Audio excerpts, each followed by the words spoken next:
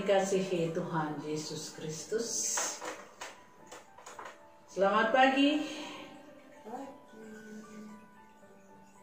Selamat beribadah di hari Minggu kelima sesudah Pentakosta. Dan hari ini dilayangkan ibadah sakramen perjamuan kudus. Kiranya ibadah yang kita lakukan saat ini berkenan di hadapan Tuhan dan menguatkan iman percaya kita. Pemberita firman pada ibadah saat ini adalah Pendeta Paul Latu Perisa. Jemaat, marilah berdiri untuk menyambut firman Tuhan hadir di tengah-tengah persekutuan kita. Mari kita memuji Tuhan, hai mari sembah.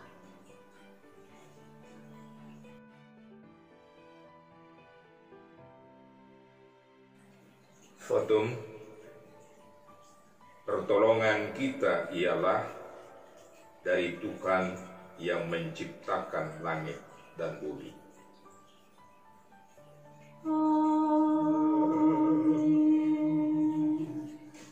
Nas pembimbing terambil dari Mazmur pasal 2 ayat 10 sampai ayat 12.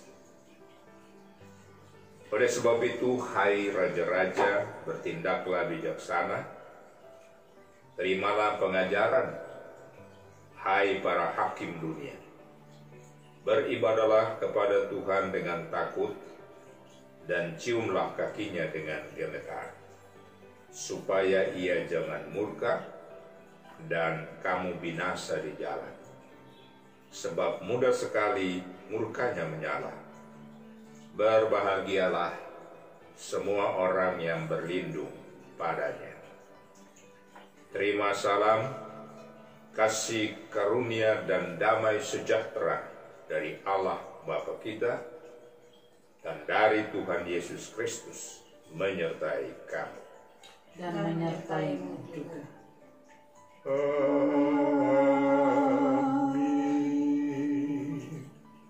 Kita memuji Tuhan, Kidung Jemaat 15 bait 1 dan 3. Berhimpun semua.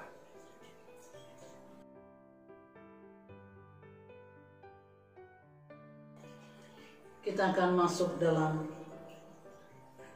pengakuan dosa. Marilah kita mengaku dosa kita di hadapan Allah. Ya Bapa yang Maha Kudus dan penuh pengasihan, kami menyadari dan mengaku di hadapan-Mu hakikat kami yang berdosa dan rapuh, sehingga cepat untuk berbuat jahat dan lambat untuk berbuat baik. Kami menyadari dan mengaku akan kelemahan kami dan sikap hidup yang mementingkan diri sendiri. Engkaulah yang mengetahui betapa sering kami berbuat dosa, mengembara dari jalan-Mu, menyia-nyiakan pemberian-Mu, dan melupakan kasih-Mu. Kami mohon kepadamu ya Bapa, kasihanilah kami orang-orang yang telah malu dan menyesal ini. Karena dari dalam segala hal kami telah menyakiti hati. Bersihkanlah dan tahirkanlah kami demi anak-Mu yang kekasih. Serta ajarkan kami untuk membenci kesalahan dan dosa kami. Tuntunlah kami ya Bapa yang Maha Kudus dan Pengasih, agar kami hidup dalam terang-Mu dan berjalan pada jalan-Mu, sesuai perintah Yesus Kristus, penebus dan juru selamat kami. Amin. Mari memuji Tuhan meski tak layak diriku.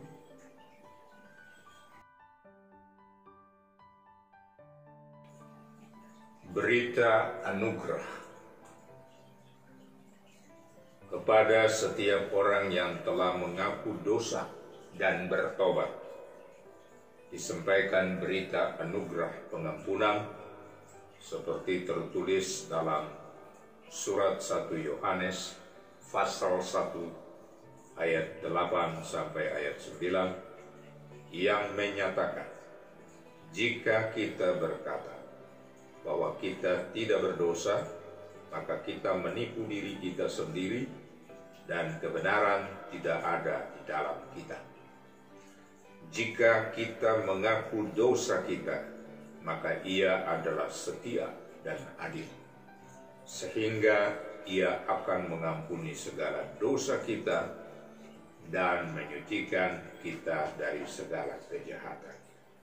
Berdasarkan firman Tuhan ini, sebagai pelayan Yesus Kristus, kami memberitakan bahwa pengampunan dosa telah berlaku dalam nama Bapa dan Anak dan Roh Kudus. Syukur kepada Tuhan. Amin.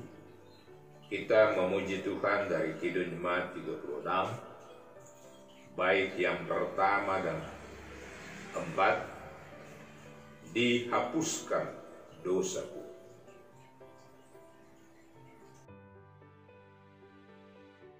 Petunjuk hidup baru, mari kita berdiri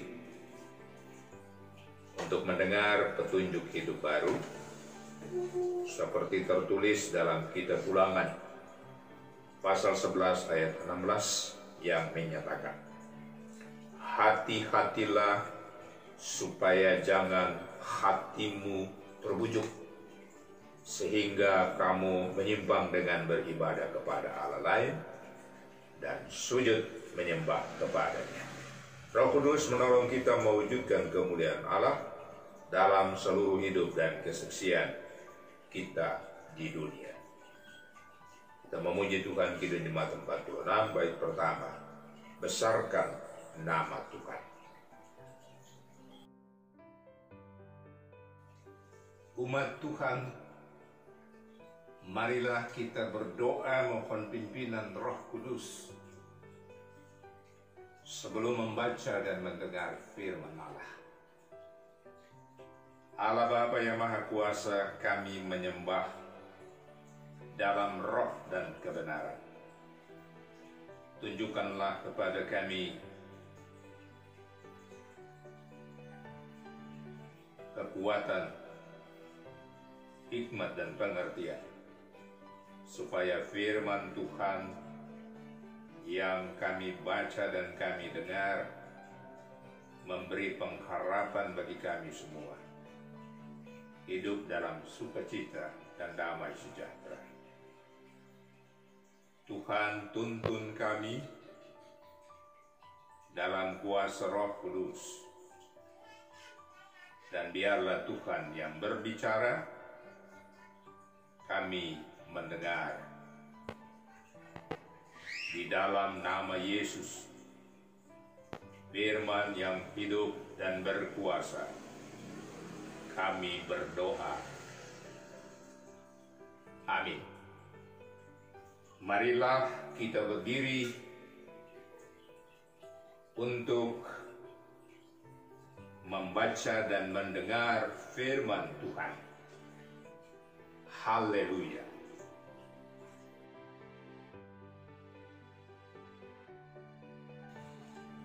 Pembacaan Alkitab terambil dari kitab Hakim-Hakim pasal 2 ayat 6 sampai ayat 16 yang menyatakan orang Israel menyembah berhala pada zaman hakim-hakim. Setelah Yosua melepas bangsa itu pergi, maka pergilah orang Israel itu masing-masing ke milik pusakanya untuk memiliki negeri itu. Dan bangsa itu beribadah kepada Tuhan sepanjang zaman Yosua dan sepanjang zaman para tua-tua yang hidup lebih lama daripada Yosua, dan yang telah melihat segenap perbuatan yang besar yang dilakukan Tuhan bagi orang Israel. Dan Yosua bin Nun, hamba Tuhan itu, mati pada umur 110 tahun. Ia dikuburkan di daerah milik pusakanya, di Timnat Heres, di pegunungan Efraim, di sebelah utara Gunung Gaas. Setelah seluruh angkatan itu dikumpulkan kepada nenek moyangnya, bangkitlah sesudah mereka itu angkatan yang lain yang tidak mengenal Tuhan ataupun perbuatan yang dilakukannya bagi orang Israel. Lalu orang Israel melakukan apa yang jahat di mata Tuhan, dan mereka beribadah kepada para Baal. Mereka meninggalkan Tuhan Allah nenek moyang mereka yang telah membawa mereka keluar dari tanah Mesir, lalu mengikuti Allah lain dari antara Allah bangsa-bangsa di sekeliling mereka, dan sujud menyembah kepadanya, sehingga mereka menyakiti hati Tuhan. Demikianlah mereka meninggalkan Tuhan dan beribadah kepada Baal dan para Asytoret. Maka bangkitlah murka Tuhan terhadap orang Israel. Ia menyerahkan mereka ke dalam tangan perampok dan menjual mereka kepada musuh di sekeliling mereka, sehingga mereka tidak sanggup lagi menghadapi musuh mereka. Setiap kali mereka maju, tangan Tuhan melawan mereka dan mendatangkan malapetaka kepada mereka, sesuai dengan apa yang telah diperingatkan kepada mereka oleh Tuhan dengan sumpah, sehingga mereka sangat terdesak.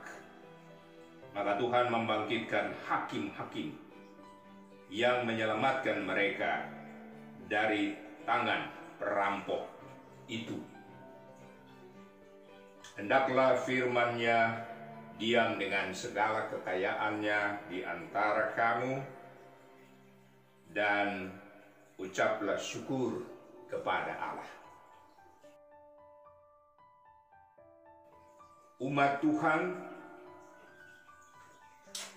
menyembah berhala adalah kebiasaan yang dilakukan berulang-ulang oleh umat Israel. Menyembah berhala adalah cara umat Israel melawan perintah Yahweh Israel.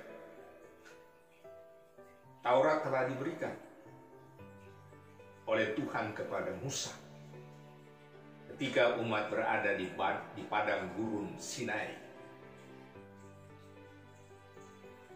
sebagai firman yang harus ditaati.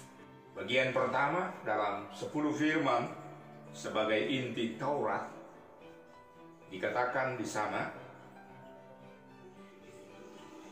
jangan membuat bagimu patung yang menyerupai apapun, dan jangan sujud menyembah kepadanya atau beribadah kepadanya. Keluaran 20 ayat 4 dan 5. Umat Tuhan tetap melanggar perintah karena sikap keras kepala dan keinginan manusia yang melampaui batas kehendak Allah atau kehendak Tuhan mereka. Mereka tidak mengindahkan firman itu dan tidak taat kepada Yahweh Israel. Mereka lebih mementingkan keinginan diri dan kehendak diri daripada kehendak Tuhan. Peristiwa itu berlangsung berulang kali, saudaraku, oleh umat Tuhan dan diteruskan oleh generasi berikutnya ketika mereka sudah menduduki tanah perjanjian setelah Yosua sebagai pemimpinnya wafat dan diganti oleh hakim-hakim. Mereka adalah generasi dikatakan di situ yang tidak mengenal Tuhan, yang mengikuti pengaruh-pengaruh lingkungan sekitar mereka, sehingga mereka menjauhkan diri dari Tuhan. Saudaraku, ibadah Israel tidak dipegang teguh oleh mereka. Mereka kembali menyembah atau beribadah kepada Baal. Baal itu dewa kesuburan yang menganggap dapat memberi kehidupan secara lahiriah termasuk dalam dunia pertanian. Apabila sesuatu yang mereka lihat subur, bagus, itu adalah pekerjaan dewa. Saudara-saudara, juga dewa Ashtoreth, dewa perang dan cinta, yang dapat kita mengerti dalam pemahaman agama sekitar, itu bisa memberi kemenangan dan kebahagiaan. Padahal saudara, kalau kita baca Mazmur, menurut pemazmur, berhala bangsa-bangsa adalah perak dan emas, buatan tangan manusia, mempunyai mulut tetapi tidak dapat berkata-kata, mempunyai mata tetapi tidak dapat melihat, mempunyai telinga tetapi tidak dapat mendengar, juga nafas tidak ada di dalam mulut mereka. Mazmur 135 ayat 15 sampai 17.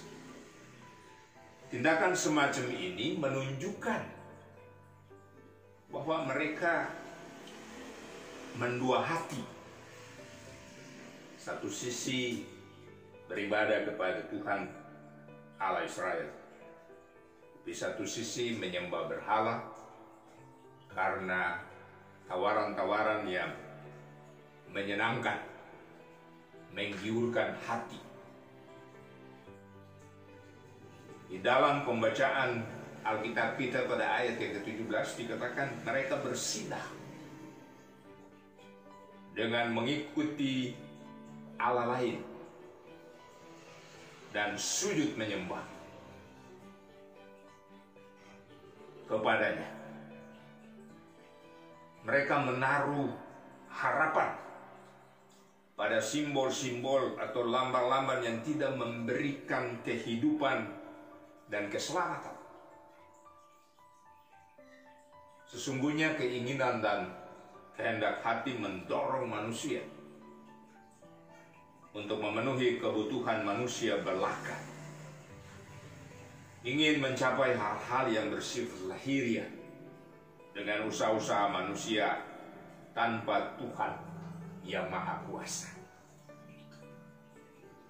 Kenyataan itu, saudaraku, dialami oleh bangsa itu ketika mereka sudah berada di tanah perjanjian, tanah yang dijanjikan Tuhan, yang di dalamnya mereka harus sadari, belajar dari sejarah bahwa Tuhanlah yang menuntun mereka dari Mesir menuju padang gurun sampai mereka memasuki dan menduduki tanah perjanjian. Itu kasih Tuhan yang luar biasa dalam hidup ini. Akibat mereka menyakiti hati Tuhan, dalam kesaksian firman, lalu Israel melakukan apa yang jahat di mata Tuhan, dan mereka beribadah kepada Baal. Mereka meninggalkan Tuhan Allah, melakukan yang jahat di mata Tuhan. Ibadah yang dilakukan untuk kepentingan diri itu sesuatu yang jahat. Memberi sesuatu kepada dewa itu hal yang jahat. Dan itu mempengaruhi kehidupannya.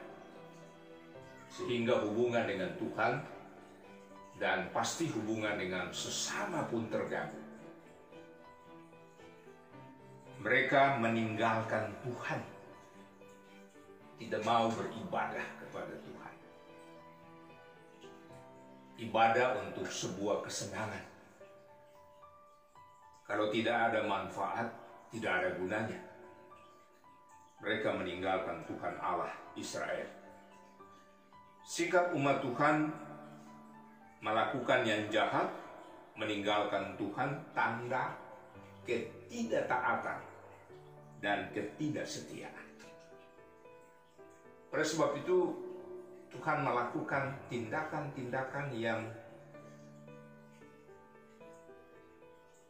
keras kepada mereka dengan menyerahkan mereka kepada perampok, yaitu kepada musuh di sekitar mereka, sehingga mendatangkan malapetaka, kekalahan, kehancuran, dan kematian. Saudaraku yang dikasihi dalam Tuhan, meskipun demikian, Tuhan tetap mengasihi dan memperhatikan umat kepunyaannya. Dengan cara Dia mengangkat para hakim. Ayat yang ke-16 dikatakan tadi, supaya mereka dibaharui, dituntun, diadili. Fungsi seorang hakim adalah mengadili umatnya supaya umatnya bersikap adil, memiliki kehidupan yang baik dan benar, agar mereka memperoleh keselamatan. Kata Tuhan Allah kepada bangsa itu. Umat Tuhan ternyata keinginan-keinginan yang berlebihan seringkali mengakibatkan hidup kita ini jauh dari Tuhan. Banyak orang justru bertuhankan keinginan, bertuhankan harta, benda, dan bertuhankan manusia sendiri, yang sebenarnya hanya bersifat sementara, tidak bertahan lama. Keinginan seperti ini yang disebut Rasul Paulus sebagai keinginan daging. Dalam Galatia 5 ayat 19-20 dikatakan perbuatan daging telah nyata, yaitu percabulan, kecemaran, hawa nafsu, penyembahan berhala, sihir, perseteruan, perselisihan, iri hati, amarah, kepentingan diri sendiri, percideraan, roh pemecah, kemabukan, dan pesta pora. Keinginan semacam ini merusak diri sendiri, merusak hubungan antar sesama, dan merusak hubungan dengan Tuhan, Sang Pemberi hidup.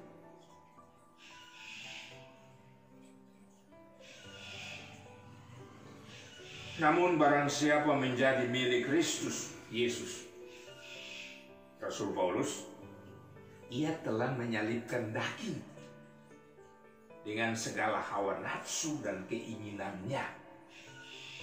Galatia 5 ayat 24. Artinya semuanya itu telah dibereskan oleh Yesus di kayu salib. Kita seharusnya tidak lagi mengikuti kehendak diri, kehendak manusia, tetapi kehendak Tuhan. Makanya hidupnya itu harus dekat dengan Tuhan, karena kita orang-orang yang sudah diselamatkan. Orang-orang yang telah diselamatkan itu punya rasa malu untuk melakukan hal-hal yang tidak benar, yang tidak baik dalam hidup ini. Kristus telah menyelamatkan kita semua. Hari ini kita boleh mengucap syukur dalam persekutuan dengan Tuhan dan sesama kita melalui perjamuan kudus, supaya kita hidup dalam ketaatan pada Kristus dan firman-Nya yang menunjukkan perbuatan-perbuatan kudus atau perbuatan-perbuatan istimewa untuk kita menyembah dan memuliakan Kristus. Kristus telah berkorban untuk kehidupan kita, dan kita berada dalam suasana kemenangan, berada dalam suasana sukacita, dalam ungkapan syukur. Bagian dari perjamuan kudus, kita mengucap syukur atas perbuatan Tuhan yang besar yang menyelamatkan kita semua. Oleh karena itu, yang harus kita lakukan adalah hidup beribadah, hidup menyembah Allah di tengah berbagai tantangan kehidupan. Tidak boleh jauh dari Tuhan. Tuhan itu penolong. Dia memberikan kepada kita hidup yang layak.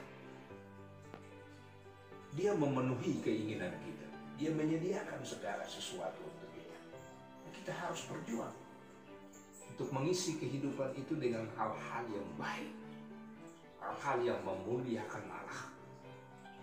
Oleh karena itu, hari ini kita bersama-sama dalam persekutuan dan dalam keluarga, bangun terus kehidupan yang benar di hadapan Allah. Bangun terus kehidupan ibadah. Sembah Kristus, Tuhan penyelamat itu. Arahkan hatimu kepada Tuhan Yesus Kristus. Sebab di dalam Kristus ada hidup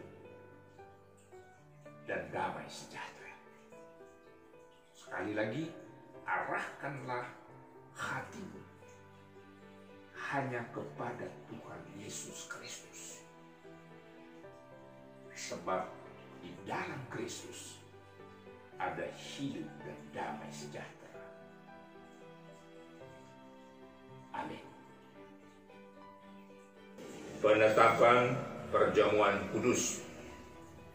Jemaat, dengarlah penetapan perjamuan kudus sebagaimana tertulis dalam Injil menurut Markus pasal 14 ayat 22 sampai ayat 25. Penetapan perjamuan malam. Dan ketika Yesus dan murid-muridnya sedang makan, Yesus mengambil roti, mengucap berkat, memecah-mecahkannya, lalu memberikannya kepada mereka dan berkata, "Ambillah, inilah tubuh." Sesudah itu ia mengambil cawan, mengucap syukur, lalu memberikannya kepada mereka, dan mereka semuanya minum dari cawan itu. Dan ia berkata kepada mereka, inilah darahku, darah perjanjian yang ditumpahkan bagi banyak orang. Aku berkata kepadamu, sesungguhnya aku tidak akan minum lagi hasil pokok anggur sampai pada hari aku meminumnya, yaitu yang baru dalam kerajaan Allah.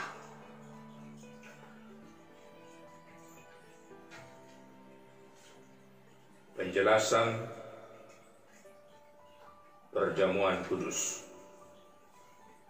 Perjamuan kudus adalah perintah Yesus Kristus bagi kita, bahwa setiap orang yang telah mengaku iman percaya kepada Yesus Kristus dan telah diteguhkan sebagai warga Siti Jemaat wajib hadir mengikuti perjamuan kudus.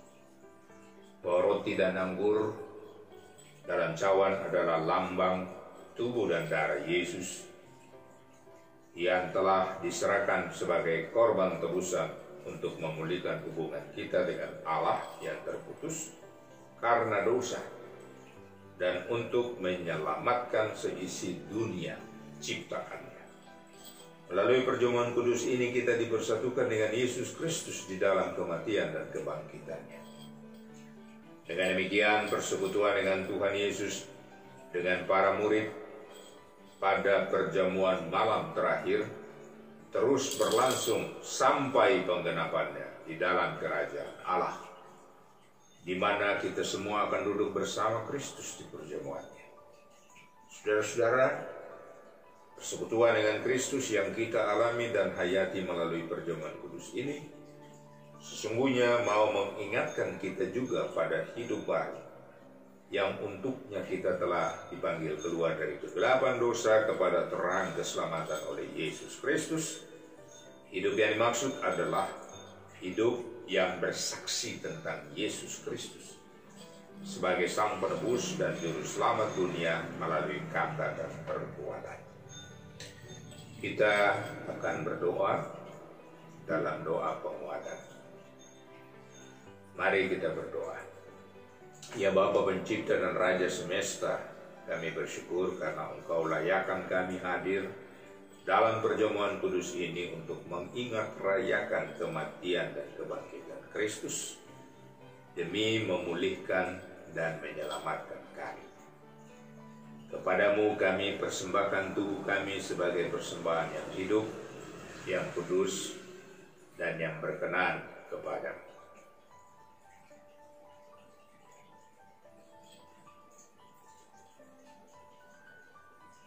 Allah Bapa pengasih, kami mohon kiranya oleh kuasa Roh Kudus, kami dikenyangkan dan disegarkan dengan roti dan anggur yang menghidupkan, yakni tubuh dan darah Tuhan Yesus. Biarlah kami juga selalu diberi makan dan minum oleh Dia yang adalah Allah sejati dan manusia sejati, sehingga kami tidak lagi hidup di dalam dosa, melainkan tetap tinggal dan hidup di dalam Tuhan, dan Tuhan tinggal di dalam kami. Ya Allah, Tuhan kami, Engkau menghendaki agar kami semua menjadi satu. Tolonglah kami agar kami selalu hidup bersekutu dengan sesama dalam cinta kasih dan persaudaraan yang tulus, agar dunia percaya bahwa Engkaulah Tuhan dan Juru Selamat. Sebab seperti roti dan anggur yang telah terkumpul menjadi satu makanan di atas meja perjamuan kudus ini, demikianlah ya Tuhan, himpunkanlah gereja-Mu yang tersebar di seluruh muka bumi ke dalam kerajaan. Ya Bapa Rahmani, Engkaulah telah memberikan sukacita dan damai sejahtera oleh anugerah Tuhan Yesus Kristus. Bimbing dan kuatkan kami agar kami mampu meneruskan sukacita dan damai sejahtera kepada orang lain dengan memberitakan tentang kematian dan kebangkitan Tuhan Yesus sampai Ia datang. Kami mohon dalam nama Tuhan Yesus yang telah mengajar kami berdoa. Bapa kami yang di sorga, dikuduskanlah nama-Mu, datanglah kerajaan-Mu, jadilah kehendak-Mu di bumi seperti di sorga. Berikanlah kami pada hari ini makanan kami yang secukupnya, dan ampunilah kami akan kesalahan kami, seperti kami juga mengampuni orang yang bersalah pada kami. Jangan bawa kami dalam pencobaan, tapi lepaskanlah kami daripada yang jahat. Karena Engkaulah yang mempunyai kerajaan dan kuasa dan kemuliaan sampai selama-lamanya. Amin. Jemaat, sebelum menerima roti dan minum anggur sebagai lambang tubuh dan darah Tuhan Yesus, mari berdiri untuk mengaku iman menurut pengakuan iman Nisea. Kita ucapkan bersama-sama. Aku percaya kepada satu Allah, Bapa yang Maha Kuasa, pencipta langit dan bumi, segala yang kelihatan dan yang tidak kelihatan, dan kepada satu Tuhan, Yesus Kristus, Anak Allah yang tunggal, yang lahir dari Sang Bapa sebelum ada segala zaman. Allah dari Allah, terang dari terang, Allah yang sejati dari Allah yang sejati, diperanakan bukan dibuat, sehakikat dengan Sang Bapa, yang dibuat, segala sesuatu dibuat, yang telah turun dari surga untuk kita manusia, dan untuk keselamatan kita, dan menjadi daging oleh Roh Kudus dari anak darah Maria, yang menjadi manusia, yang diselibkan bagi kita di bawah pemerintahan Pontius Pilatus, menderita dan dikuburkan, yang bangkit pada hari ketiga sesuai isi kitab-kitab, dan naik ke surga, yang duduk di sebelah kanan Sang Bapa, dan yang akan datang kembali dengan kemuliaan untuk menghakimi orang yang hidup dan yang mati, yang kerajaannya takkan berakhir. Aku percaya kepada Roh Kudus yang jadi Tuhan dan yang menghidupkan, yang keluar dari Sang Bapa dan Sang Anak, yang bersama-sama dengan Sang Bapa dan Sang Anak, disembah dan dimuliakan, yang telah berfirman dengan perantaraan para nabi. Aku percaya kepada satu gereja yang kudus dan am dan rasuli. Aku mengaku satu baptisan untuk pengampunan dosa. Aku menantikan kebangkitan orang mati dan kehidupan di zaman yang akan datang. Jemaat, supaya kita dipelihara dengan roti surgawi yang Yesus Kristus, maka janganlah hati dan pikiran kita melekat pada roti dan anggur yang kelihatan ini, tapi hendaklah kita menerimanya dengan iman yang tertuju kepada Yesus Kristus, Tuhan dan Juru Selamat kita. Damai sejahtera Kristus memenuhi persekutuan kita. Damai sejahtera bagimu.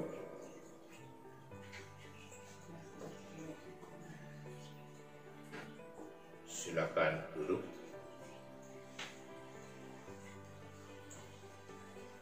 Jemaat, marilah, karena segala sesuatu telah tersedia bagi kamu.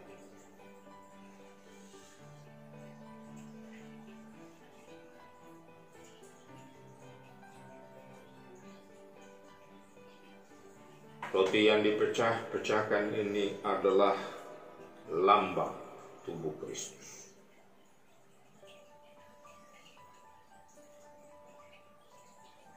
Ambillah.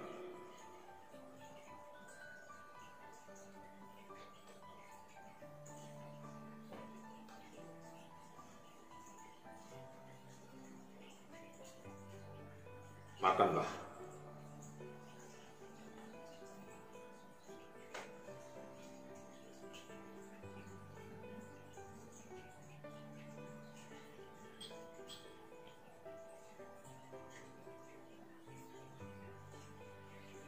Ingat dan percayalah bahwa tubuh kita, tubuh Tuhan kita Yesus Kristus, telah dipecah-pecahkan untuk penebusan kita.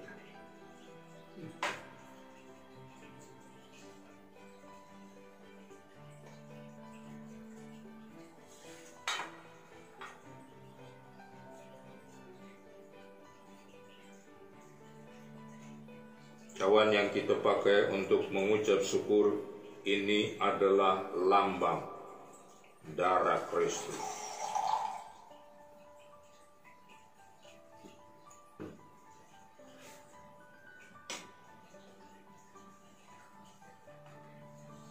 Ambillah.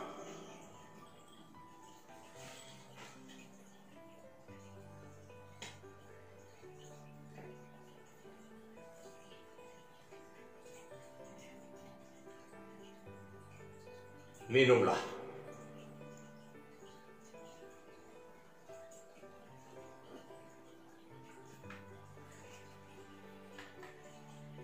Ingat dan percayalah bahwa darah Tuhan kita Yesus Kristus telah dicurahkan bagi penebusan dosa kita. Kita membaca Alkitab dari Yesaya 53 ayat 1 sampai dengan ayat yang kelima. Siapakah yang percaya kepada berita yang kami dengar? Dan kepada siapakah tangan kekuasaan Tuhan dinyatakan? Sebagai taruk ia tumbuh di hadapan Tuhan, dan sebagai tunas dari tanah kering ia tidak tampan, dan semaraknya pun tidak ada sehingga kita memandang dia, dan rupa pun tidak sehingga kita menginginkannya. Ia dihina dan dihindari orang, seorang yang penuh kesengsaraan dan yang biasa menderita kesakitan. Ia sangat dihina sehingga orang menutup mukanya terhadap dia. Dan bagi kita pun dia tidak masuk ke Tuhan.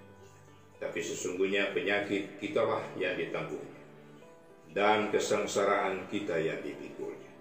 Padahal kita mengira dia kena tulah, dipukul dan ditindas Allah. Tetapi dia tertikam oleh karena pemberontakan kita. Dia diremukkan oleh karena kejahatan kita.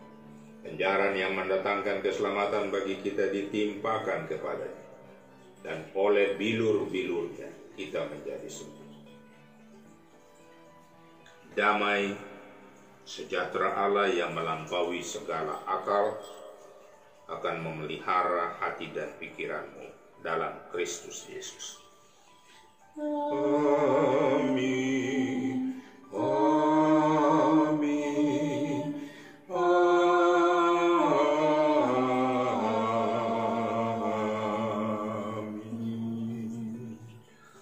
Kita menyambut firman Allah dan sakramen, kita memuji Tuhan. Yesus memanggil.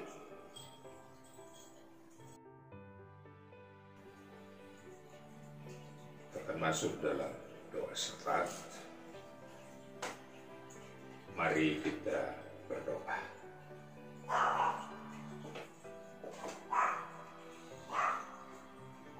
Tuhan Allah Bapa yang mengasihi kami dan memberi berkat melalui firman dan perbuatan kudus dalam perayaan perjamuan kudus.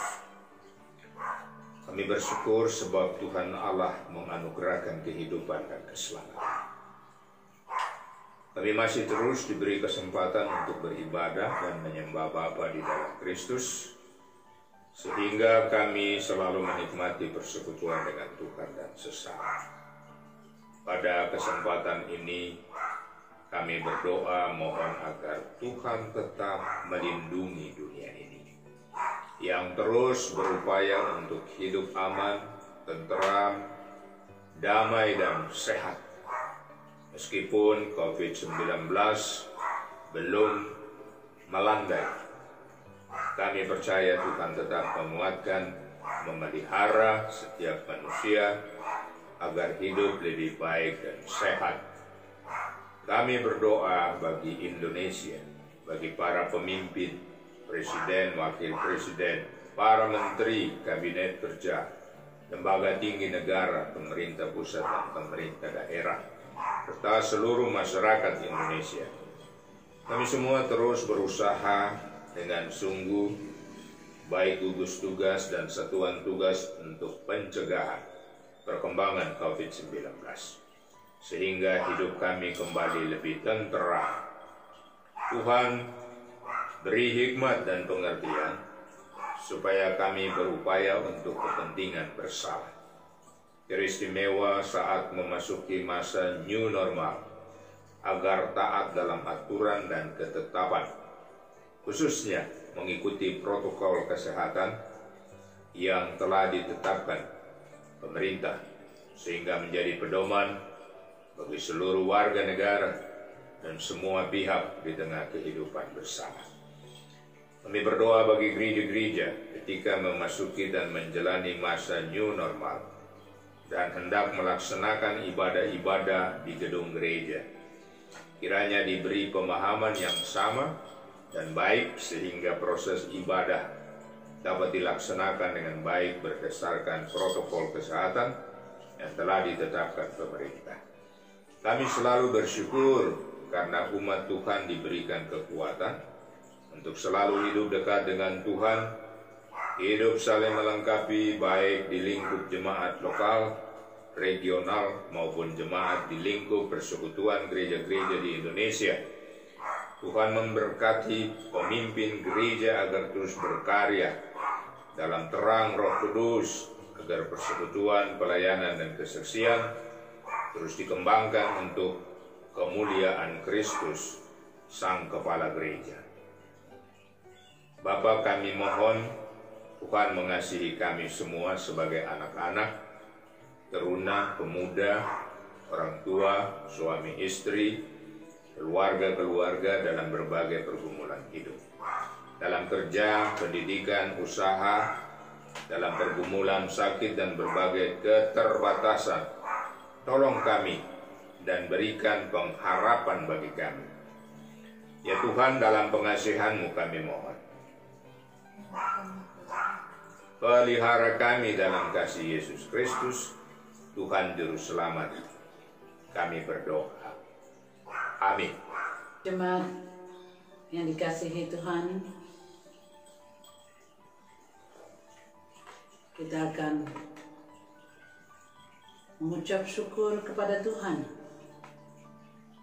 melalui pemberian persembahan kepadanya. Dengarlah nas Alkitab Roma 12 ayat 1 yang menyatakan, karena itu saudara-saudara, demi kemurahan Allah, aku menasihatkan kamu, supaya kamu mempersembahkan tubuhmu sebagai persembahan yang hidup, yang kudus, dan yang berkenan kepada Allah. Itu adalah ibadahmu yang sejati.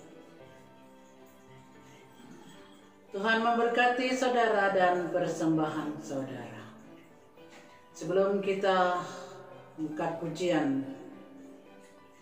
kita terlebih dahulu memberikan persembahan syukur perjamuan kudus.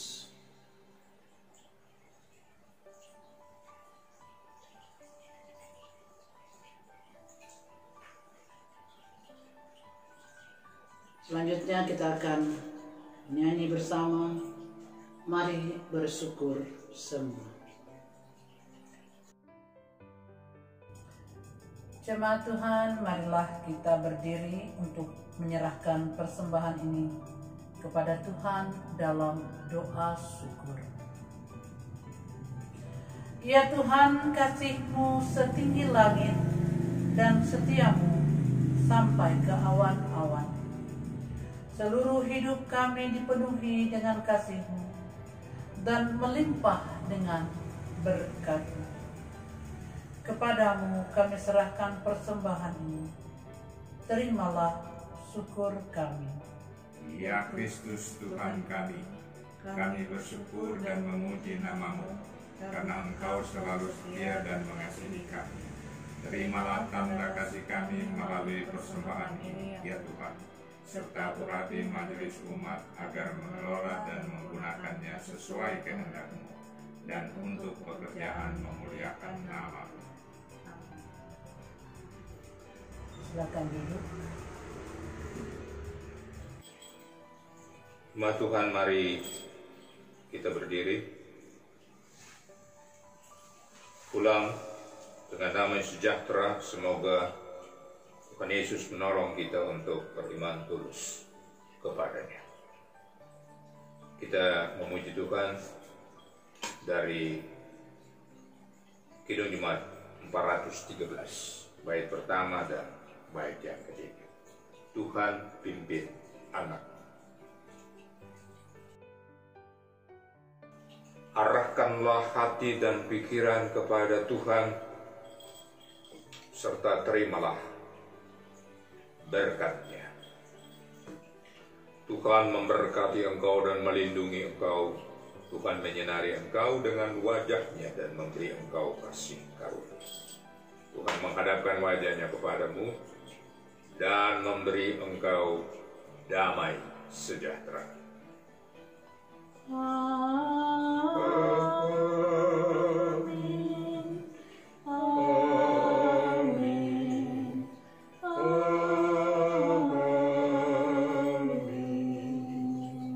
Kita masuk satu